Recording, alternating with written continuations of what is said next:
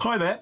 So you may have heard the news today, which is that Trinity Group, which is the newspaper group which owns the Daily Mirror, the Sunday People, they've admitted for the first time that they were involved in the hacking of celebrity voicemails. So they were breaking in to voicemails, and that was helping them write their news stories, of course, and create all their tabloid gossip. So they were breaking into the likes of EastEnders soap stars like Shane Ritchie and Lucy Benjamin, Alan Yentob, the BBC executive, ex-Doctor Who Christopher Eccleston, Sven Goran Eriksson, who used to run the England football team and had a bit of a fling or two, which made the interest of the tabloids, and even the nanny of David and Victoria Beckham.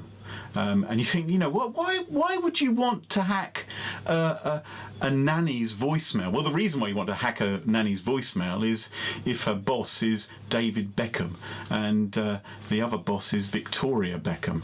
So, Trinity Mirror is now paying up for some of these celebrities in order to say, look, yeah, okay, shh, oi.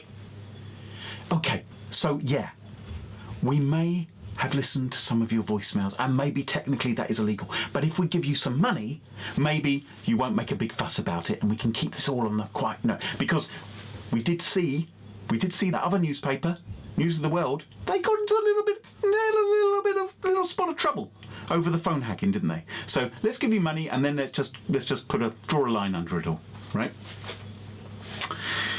Nice. Now the BBC has seen some of these legal documents, and it says that the phone hacking from the Mirror was starting around about the late 1990s, but is predominantly occurring in the early 2000s, so the beginning of this century. And of course, who was the editor of Daily Mirror then? Anyone remember? Any clues? Oh, that guy!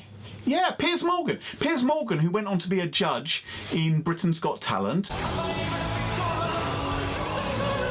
He became the host of I don't know if it was successful or not, never watched it, his own chat show on CNN.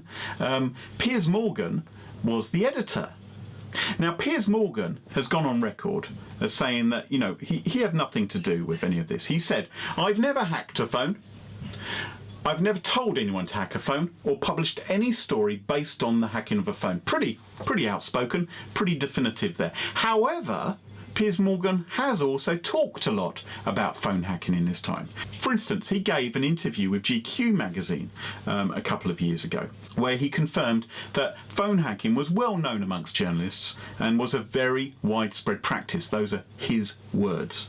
Also, Piers Morgan has spoken about a recording of a voicemail which he listened to, taking place between the ex-Fabo mop-top Beatle Paul McCartney and his then girlfriend Heather Mills. Now, hard as it is to imagine, Paul McCartney and Heather Mills weren't getting on very well together. This was before they got married. Oh, how dare you! Heather Mills had dashed off to India, and Paul McCartney had rung her up, pleading for her to forgive him or whatever, and he'd sung the Beatles song, We Can Work It Out. You remember the one. Anyway, he did that down the phone. Now, what's curious is that somehow the Mirror journalists found out about that phone call. Now, it seems to me there's only two legitimate people who would have known about that phone call. That would have been Heather Mills herself and Paul McCartney. It doesn't sound like it would be a great story for Paul McCartney to leak to anyone. Hey, I'm such a fab guy that I really upset my girlfriend and then sang a song to her. He's not going to go out with that story.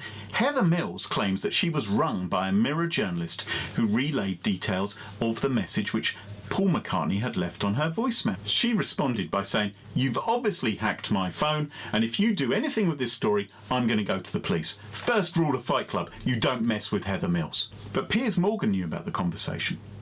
And during the Leveson inquiry into media ethics, BBC Newsnight veteran Jeremy Paxman said he was told how to hack phones by Piers Morgan.